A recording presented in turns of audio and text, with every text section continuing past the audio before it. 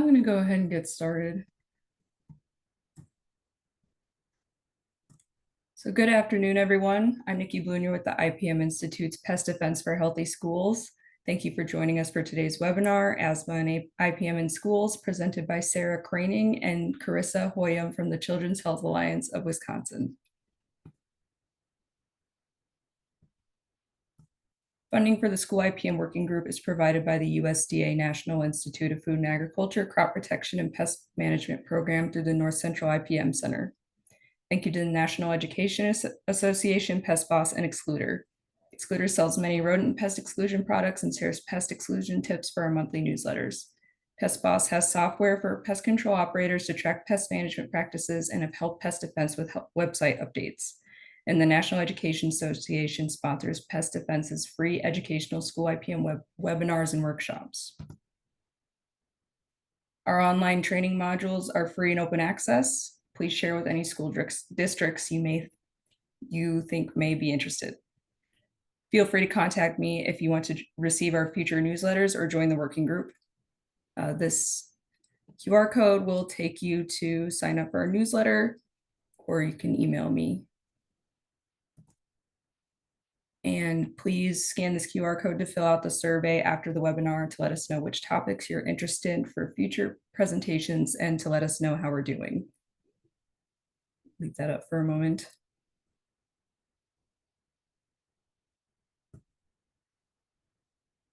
Okay, and feel free to put questions in the chat during the presentation. We'll address them at the end.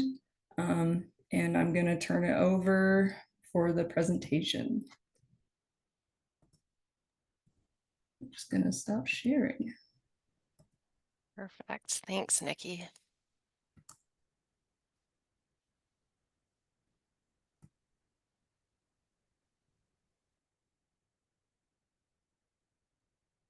All right, and I'm going to start sharing and then we will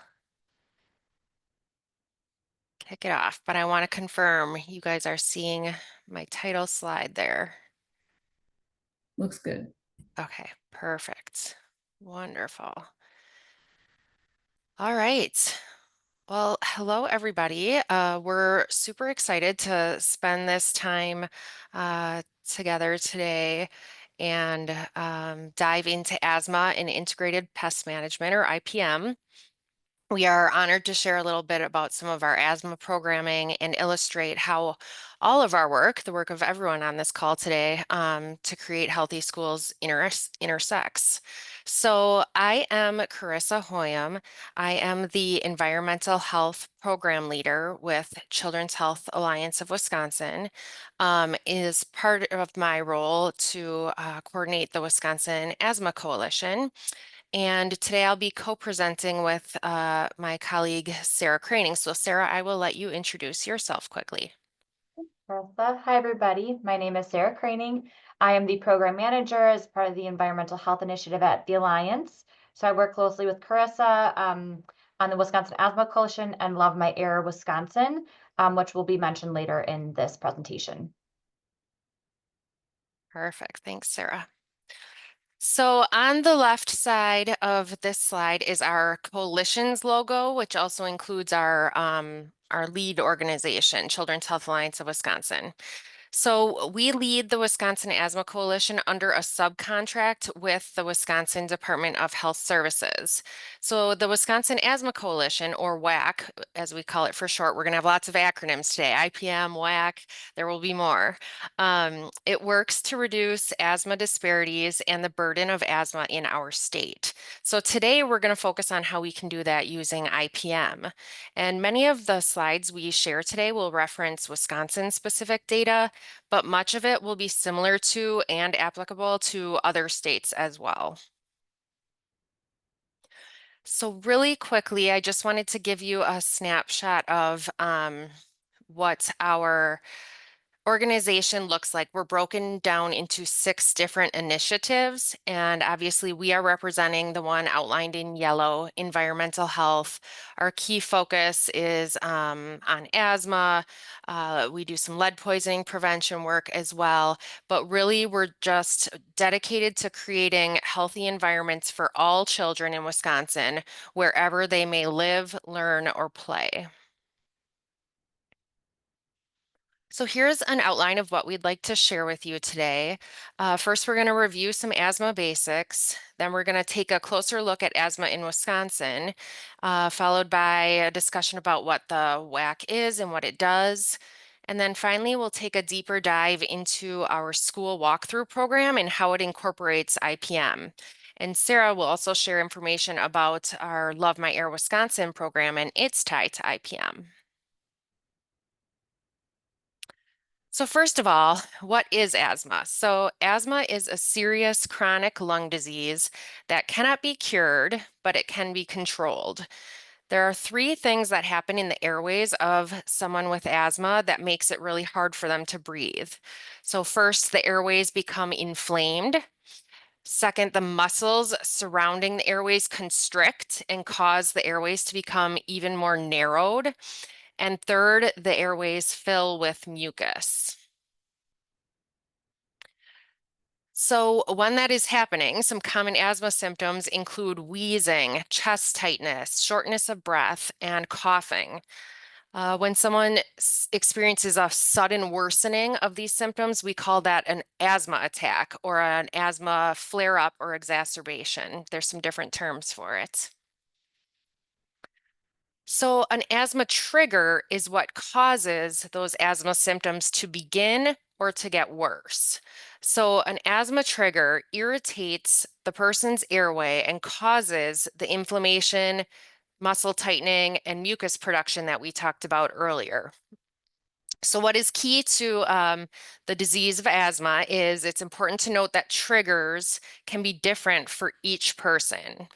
So a trigger that causes one child to experience asthma symptoms will not necessarily elicit asthma symptoms in other children. For example, like one child might be very sensitive to the scent of an air freshener. It may cause them to wheeze and cough and flare up their asthma, but it might not bother another child with asthma. Triggers can vary from things in the air and in the environment to even strong emotions and to viruses. So overall, there are 4 essential components of asthma management. These components are having routine healthcare visits, following your treatment plan, receiving asthma education, and then reducing or removing asthma triggers in your environment. I'll hand it over to you, Sarah. Sounds good, thank you. So now that we know a bit more about asthma, we're going to take a look at how common asthma is in Wisconsin. More than 500,000 Wisconsinites are afflicted, approximately 1 in 9 adults, and approximately 1 in 15 children in the state have asthma. Asthma is a serious and sometimes deadly disease. One way that the burden of asthma is measured is by the number of emergency department visits and hospitalization rates. Children have a 2 times higher asthma ED rate compared to adults. And asthma ED rates and hospitalization rates are much higher for Black, Indigenous, and Hispanic Wisconsinites when compared to white Wisconsinites. And also in Wisconsin, 1 person dies every 5 days due to asthma-related complications. We also know that asthma disrupts daily life. For those afflicted, 57% of adults and 41% of children have uncontrolled asthma. Half of adults work in a job that caused or exacerbated their asthma. A quarter of adults are unable to carry out their work and have missed days of work due to asthma. It's not just adults whose daily routines are affected. 1 in 3 children miss entire days of school because their asthma is so bad, which also leads to their parent or caregiver having to miss work as well. Another measure of the burden of asthma as the state is the annual medical costs. Each year, there are over 15,000 asthma-related emergency department visits in Wisconsin. Some of those visits result in hospitalizations. And all of this amounts to over $75 million in annual medical cost for Wisconsinites. Carissa, I'm sending it back to you. Perfect, thanks. So to reduce the burden of asthma in the state, we have the WAC, as we mentioned before, the Wisconsin Asthma Coalition. So the WAC has been around since 2001, and listed here are its vision and mission. The vision is taking control of asthma, and the mission is fostering partnerships to improve asthma management, enhance quality of life, reduce disparities, and prevent asthma-related deaths. The WAC is made up of a diverse group of over 200 people across the state with a wide range of disciplines and connections to asthma, and membership is completely free. So what does the WAC actually do? So it facilitates the creation and implementation of the Wisconsin Asthma Plan, and we'll talk about this more on the next slide. It advocates for people with asthma so they can live better, healthier lives. It implements evidence-based programs like the school walkthrough program we'll discuss today. And it educates and connects through our newsletter called Your Dose of Oxygen, through coalition meetings, through webinars, and other resources. So this is our Wisconsin asthma plan showed here on the right. We actually just released this new asthma plan yesterday. So this is hot off the press. This is the 2026 to 2029 Wisconsin asthma plan. And this is what we use as our blueprint for statewide asthma work. So in this document, we have lists of objectives and activities tied to some main strategic areas. And those strategic areas fall under the CDC's exhale strategies. So as you can see on the screen, exhale is a set of 6 different pieces to spell out exhale, and each of those strategies are key to controlling asthma. And when you use them all together, your success in controlling asthma is even that much more magnified. So the first E stands for education on managing your asthma. X for extinguishing smoking and exposure to smoke. H is for home, for really reducing triggers in your home and teaching everybody in the home how to care for the person with asthma. A is achievement of guidelines-based medical management. L is linking, linkages and coordination of care across settings, really wrapping the individual with asthma in care from different areas. And then finally the E, which is very applicable to today's discussion, which is environmental, which is policies or best practices to reduce asthma triggers from indoor, outdoor, or occupational sources. And not only is our school walkthrough program an objective of the Wisconsin Asthma Plan that we just talked about, but it's also tied to some legislation. So the School-Based Allergies and Asthma Management Program Act, or SAMPRO for short, became law in January of 2021, and its purpose is to enhance the safety of students with allergies and asthma in the school setting. So under this act, states can earn financial rewards by putting several things into place. First of all, a method to identify all students who have allergies or asthma who are in the school. And then they are encouraged to create individual student action plans for those kiddos. It requires a school nurse or on-site trained staff during operating hours who can administer the medications for both asthma and allergies. There's an emphasis on delivering asthma and allergy education to all school staff, efforts to reduce indoor asthma and allergy triggers, and then coordinating management of care with the families of the school child with asthma and their healthcare providers. So the school walkthrough program that we're going to talk about next helps Wisconsin schools meet these objectives. So let's dive deeper into the WAC's school walkthrough program. This is a statewide program and it's completely free. Schools can participate either in person or virtually. And the walkthrough program is really a way to help school staff improve asthma literacy, identify asthma triggers, implement low and no cost recommendations to eliminate or reduce the triggers, and to increase knowledge and awareness regarding asthma management. So the program helps make the school building an asthma-friendly environment for all staff and students, regardless of whether they have asthma. The walkthroughs are completely non-punitive. We're only interested in helping schools reduce asthma triggers.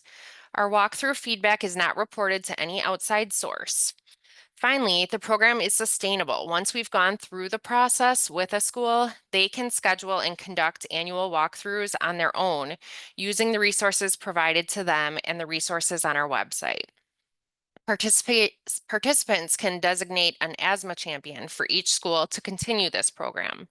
The program also provides support with all components of SAMPRO that we discussed on the previous slide.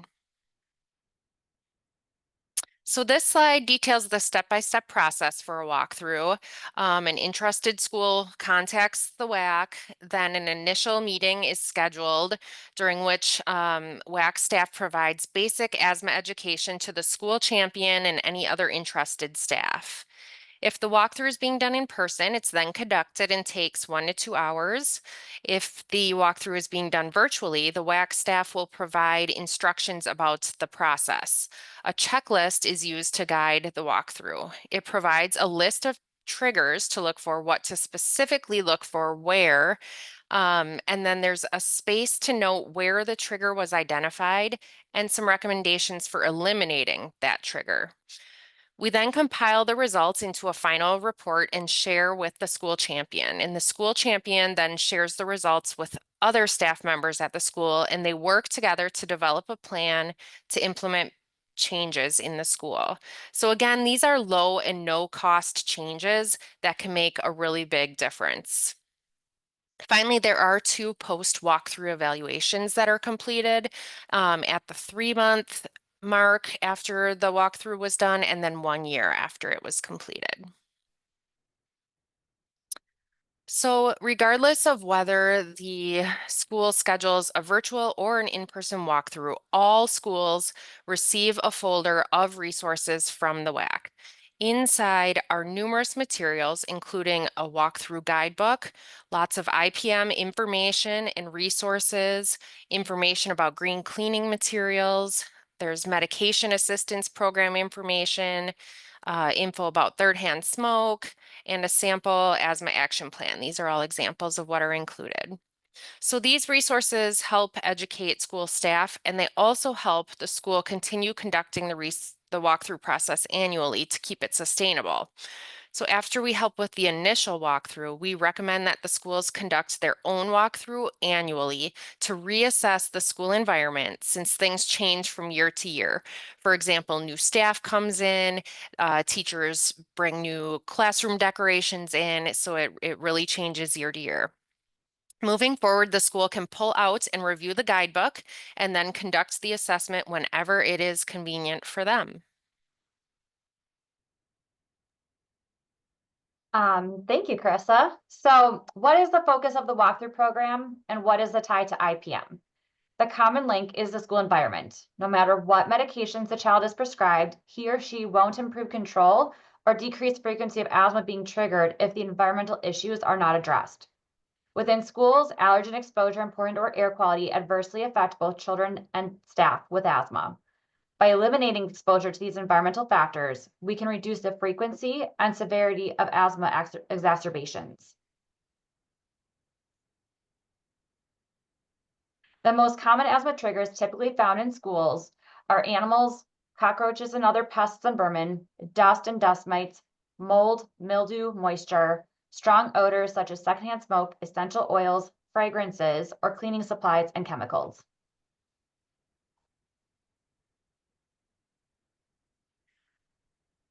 So why is this a cause for concern? So pests are a cause for concern because their waste and saliva contain proteins that can cause allergic reactions or trigger asthma symptoms.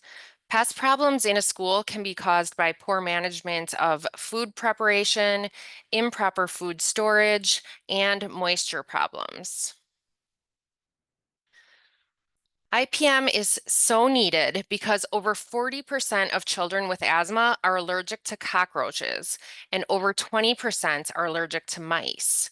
An over-reliance on pesticides exposes children and staff to dangerous chemicals that are also an asthma trigger due to their strong odors. So basically, it's using one trigger to treat another trigger.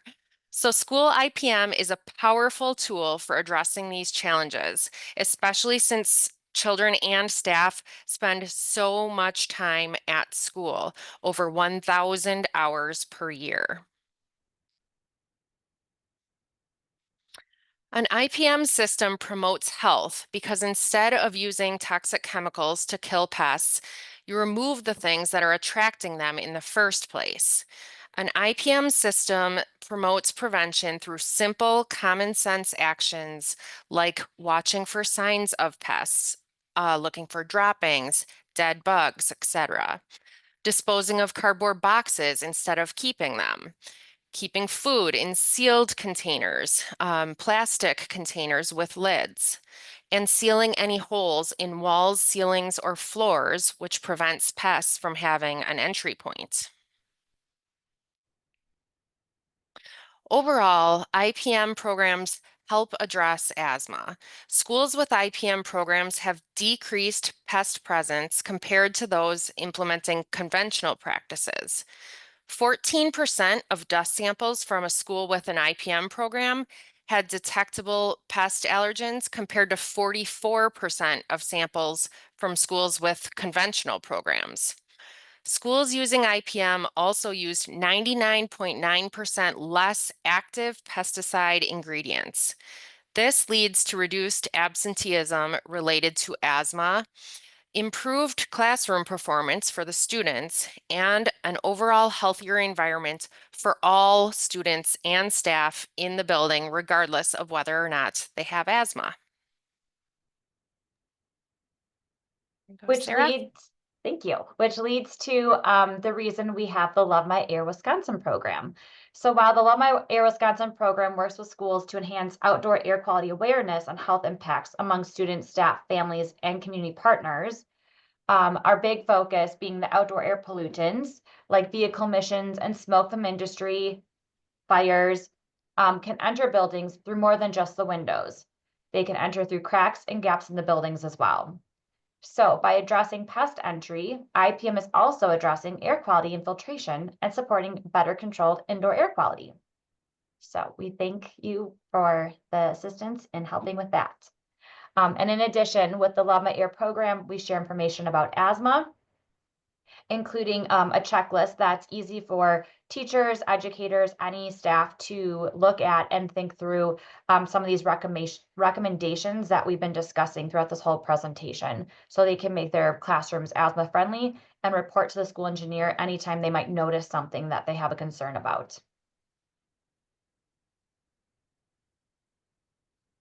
This is just a slide of resources used in this presentation if you're interested in looking more deeply into some of this information. And that covers our presentation for you today. So thank you so much for taking time to learn more about asthma and IPM in schools. If you have any questions or would like to learn more about the Wisconsin Asthma Coalition or our work like Love My Air, please feel free to reach out to us. Our emails are on this slide, and you can also find our information on their website with our phone numbers. And just one last item, if you would like to stay connected and join the Wisconsin Asthma Coalition, we'd love to have you. You can scan this QR code to fill out a brief membership survey and become a member for free. Thank you. I appreciate the work you're doing. It was a great presentation, very informative. I'm just going to launch a quick participation question for everyone.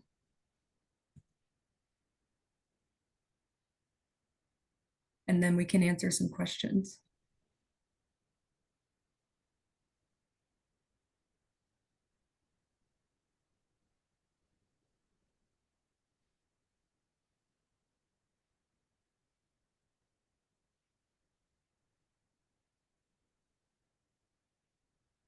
We launched the participation question to get some data to report back to our funders.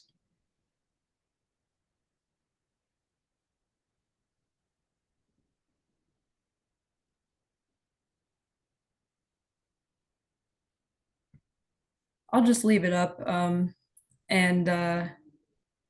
we'll start taking questions. So there's one in the chat already. How do schools learn about the walkthrough program? Sure. So we present or table at a lot of statewide events with educators. So we're always promoting that program out at events with either teaching staff or with school nurses, just to spread the word about it. Sometimes if a district participates, the neighboring district will find out about it and it spreads kind of through word of mouth.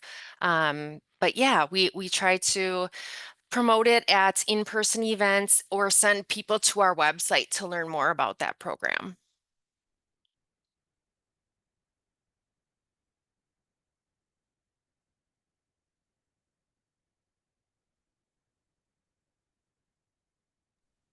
There's another question. How are you Oh, funded? yeah. Okay. So we are currently funded with CDC asthma control funds, which are trickled down to us through Wisconsin's Department of Health Services. We work with the statewide asthma program, and then we subcontract with them to run the Wisconsin Asthma Coalition and all of these programs. So CDC funds are one aspect, and then the Love My Air focus, that is funded through the EPA. That is tied to a community air monitoring grant, promoting more availability of local air quality data and teaching people how that affects their health, which ties perfectly into schools and asthma as well. So that is kind of our funding setup.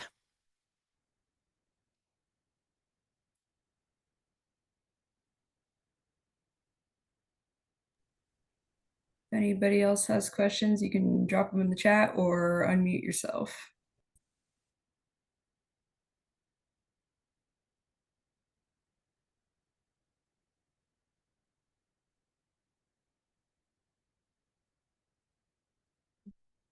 It's a great question, Mark. We're waiting to find out.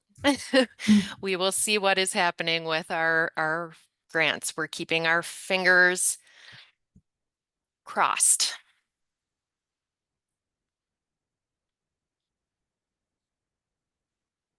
Yes, the resources about our walkthrough program are online. Nikki, do you send out follow-up Yes. emails? Okay, I can provide to you both this slide deck and then our web page address, which will take people right to all of these resources. Okay, that would be great. Yeah, I'll send a follow-up Perfect. email. Okay, great.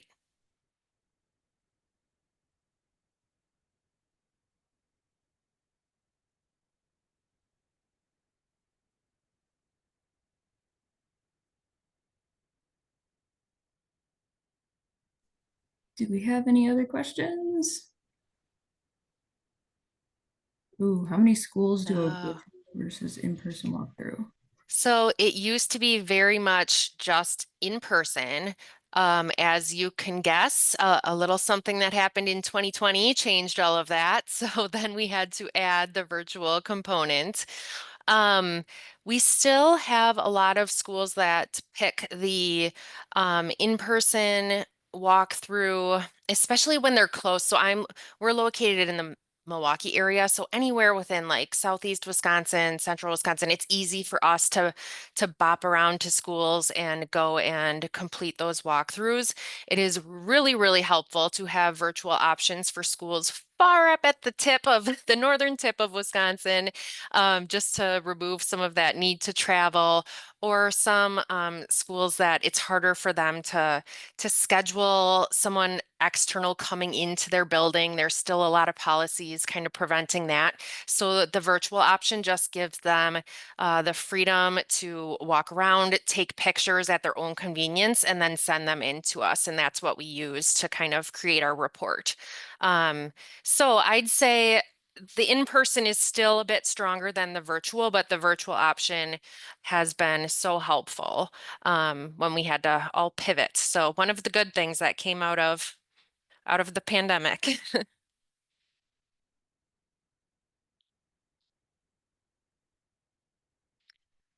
Do other states have comparable programs? So I know that the EPA offers walkthrough type programs in some of their regions.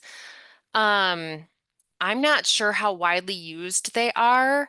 I think it's a little bit scarier for people to invite the EPA into their school and or go through them, which is why they really like partnering with like more local, smaller organizations like us to carry out this work. And we have such close relationships through our work with all the school districts in our state, and they just know what we're about. So I think some other states may have similar programs, but are just probably organized a bit differently. Yes, EPA definitely promotes IPM. We always are working with them on because they have great informational sheets. And so we put a lot of their materials into our folders for the walkthrough materials because they have wonderful, wonderful resources.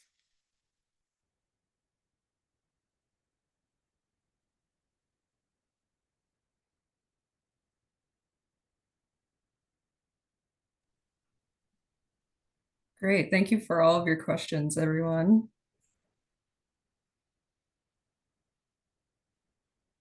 Yes, that's a big part of it too, knowing that we're not reporting any of the findings, and the staff actually love that it's a tool that they can use to get a report from us to then just kind of jumpstart some internal fixing of issues, because typically then they like to bring their reports to the higher ups, like to admin, and say, hey, see, we've been asking about getting these ceiling tiles replaced for a really long time. Here's a report that shows that yes, this is a true health issue, a potential asthma trigger, and it can usually just be a little way to spur on some additional action.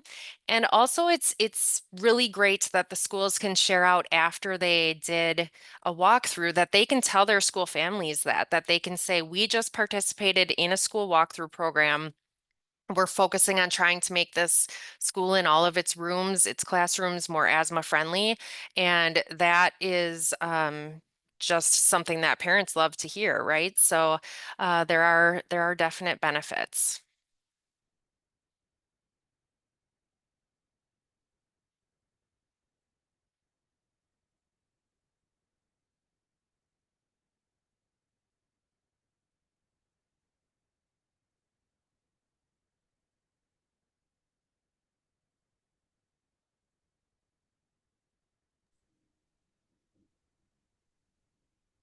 All right.